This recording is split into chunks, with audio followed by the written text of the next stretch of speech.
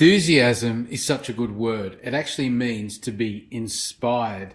You look at the root of this word, it means to be inspired or possessed by God. And it's made of the two words en and then thuse, which means in, and then Theos. So literally God coming into us. Have a look at this video that I saw about the Tokyo Olympic Games, which are now just 95 days away. There are 100 days to go before the opening ceremony of the Tokyo Olympics in July. The torch relay is underway and athletes around the world are back in training. The organisers insist it's full steam ahead, but public support in Japan remains extremely low. The country is facing a fourth wave of COVID infections, with less than 1% of the population having received a vaccination. From Tokyo, Rupert Wingfield-Hayes has the full story. These people marching through the streets of Tokyo are not celebrating the coming Olympics, but demanding it be stopped. With COVID infections surging across Japan, 70% of people here now say they don't want the Games until COVID is vanquished. So this is amazing to me. Of course, COVID is keeping people away. Of course, people are afraid of gathering in public right now, and they've actually banned international visitors from coming along to that. The mayor of Tokyo is so unenthusiastic about the Games. We're talking about the centerpiece of the world's sporting calendar every 4 years, and she's completely unenthusiastic about it. Over at City Hall today, Tokyo's governor Yuriko Koike was having none of it. The fight against the coronavirus has been a major ordeal, she says, but I would like us to overcome the virus and make the Games a memorable event. What about this runner in Osaka? She is the torchbearer running through Osaka, which is currently being hit really hard by COVID. But look, the streets are just empty.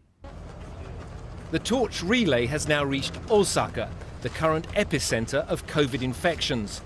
Instead of being welcomed by waving crowds, torchbearers were forced to run around an empty park, waving to no one.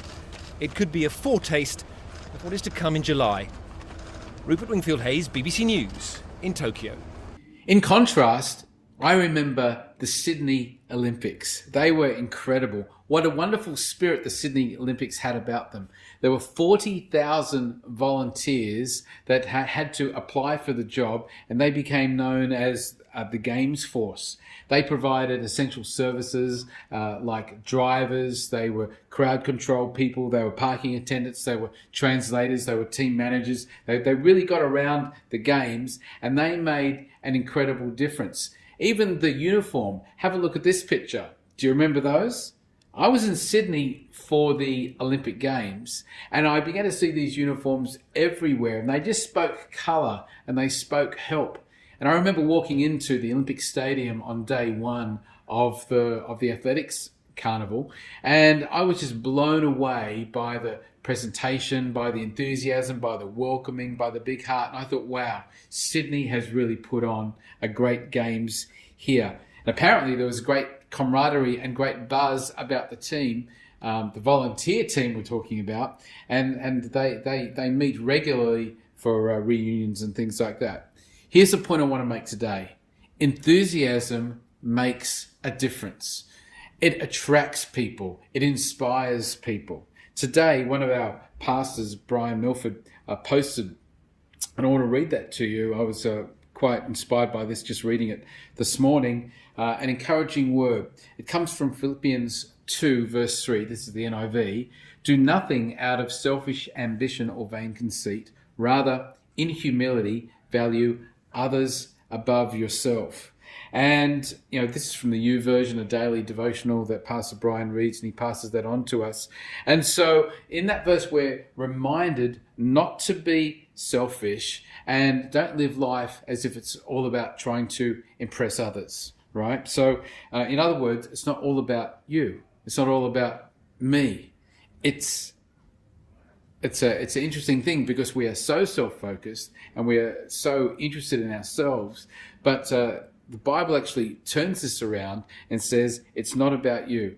And this is very interesting because you'll be never satisfied with enough attention if it's all about you.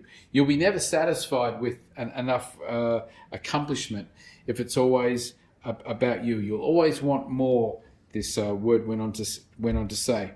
Interesting that Jesus flips this thought, and rather than being about us, it becomes about others. And of course, we see that Jesus valued others before himself. He went to the cross rather than protecting himself. He went into an area where he was exposed and hurt and burdened for the sake of other people. So he not only taught this, but he modeled this. And as we lean into Anzac Sunday as well, we're in Australia and New Zealand, we're reminded of that, of fallen soldiers who sacrifice for a greater good. And so I'm going to be speaking about that more on Sunday, just a plug there. And this is not just good teaching, but it really, really does matter.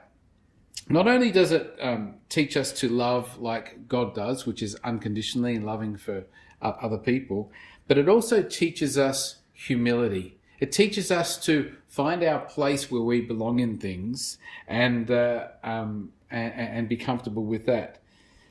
It also teaches us that we are all God's handiwork, or another translation says we are all God's masterpiece. In Ephesians 2:10 says we are Christ's, we are his workmanship, created in Christ Jesus for good works that God has prepared beforehand that we should walk in. In other words, God has formed us and framed us for a purpose, and we should be satisfied with what he's got us to do and in the station he has for us in life, rather than to trying to lift up ourselves and impress everybody about who we are. And to tell you the truth, Aussies really don't like that anyway. Let me just tell you something real personal.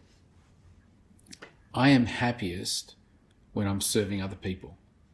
Come round, I'll cook you a dinner. I'll serve you at our house.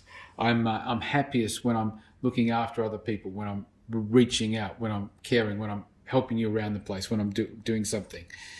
When my life is an outflow rather than an inflow, that's when I'm happiest. You know, pastors ought to be servants and not kings. Jesus modeled this. He was a servant. One day he will be a king, and so one day, okay, there's going to be a prize for everybody who serves. I get that. That's fantastic. But right now the point is to serve. Going back to Tokyo, think about the audience. There's no one to serve in their audience. They're going to be doing it in front of cameras, which casts us back into the memories of COVID of last year. There's no audience for the sportsman to play in front of. There's no audience for the stage. There's no one to serve there. There's nothing to strive for. And, you know, while I don't want to cast a bummer over the coming games, I always love the games, I just suspect they're going to be far less spirited and far less fun than really the games should be. And that's not right. So if you're Japanese out there, I want to encourage you. Have a great games. Go for it in your city and have a great time. You know, but very practically here, can I ask you who you are encouraging right now? Have you encouraged someone this week? Have you spoken life into somebody's dark situation? Have you spoken words that lift and that spark some enthusiasm, inspiration from God for that person? I bet you could do that. Hey, what about a challenge? Who could you pick up the phone and text right now, or scroll through some of your texts and just say, hey, so glad you posted that today. I hope you're doing well. Thinking of you. You're doing great. As God's people, I believe we have a mandate to be the most enthusiastic people on planet Earth. Do you agree with me? I hope you do. Thanks for joining me on Midweek Refuel. See you next week.